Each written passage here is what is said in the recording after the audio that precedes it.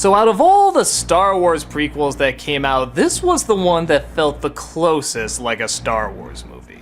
It opens with Star Destroyers and a space battle and lightsabers and going in and rescuing people and running through the ship and shooting lasers and yeah, this is Star Wars and it's easy to follow. Once again, the focus is on the simplicity of the character. You understand why Anakin is angry, you understand what he's going through. Now, does that make up for everything? No, it's still by definition a pretty bad movie.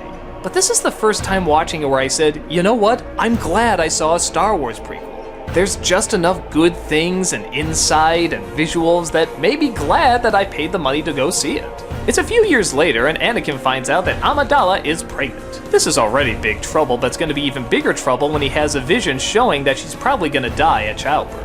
But he's becoming more chummy with Palpatine as he tells him that the ways of the dark side can actually find a way to save her life. Slowly but surely, Anakin is being won over to that side as Obi-Wan goes to do more of that political sword fighting nonsense that's in the other films, but it's not as focused on here. The focus is what it should be on, Anakin. And I think most people know what's gonna happen. He's gonna become Darth Vader, things are gonna go wrong, there's gonna be a big separation between him and Obi-Wan. But this is the first time it plays out closer to how you may think it's supposed to play out. There's betrayal, there's manipulation, there's big sword fights, there's explosions, there's student against teacher, the ultimate failure. And yet there's still so many other dumb scenes, like when Anakin does turn. As everybody says, it's way too fast and out of nowhere.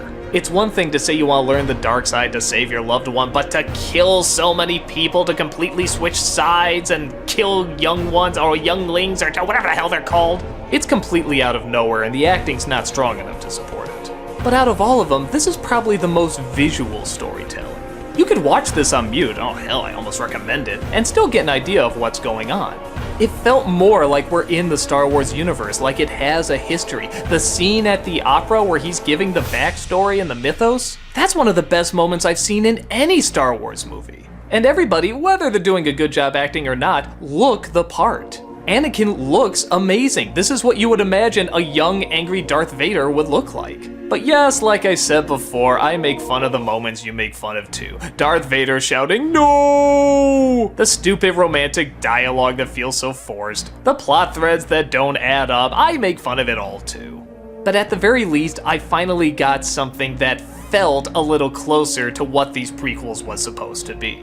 It is dark, it is brooding, it is gritty. It has big battles and manipulation that you can actually follow this time. Truth be told, it's a movie I don't mind popping in every once in a while. Do I laugh at the stupid scenes? Sure, and do I still point out all the things that don't make sense? Yeah. But the fight scenes and the cinematography and the way it visually tells its story is really, really interesting.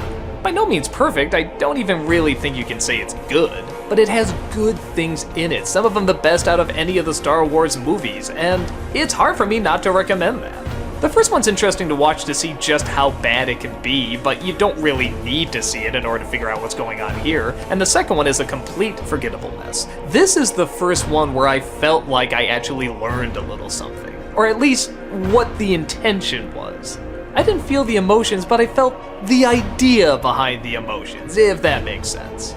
It's a tough call. If you want to see the movie to know a little bit more about what was supposed to be going on, it's interesting. But if you want an actual good movie, I still can't say that it is. But at least it was finally feeling like Star Wars and looking like Star Wars, even if we had to put up with a lot of dumb bullshit still.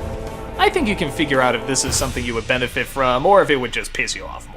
And for a while, it seemed like this was the end of the Star Wars movies, but literally and figuratively, A New Hope seemed to be in the future.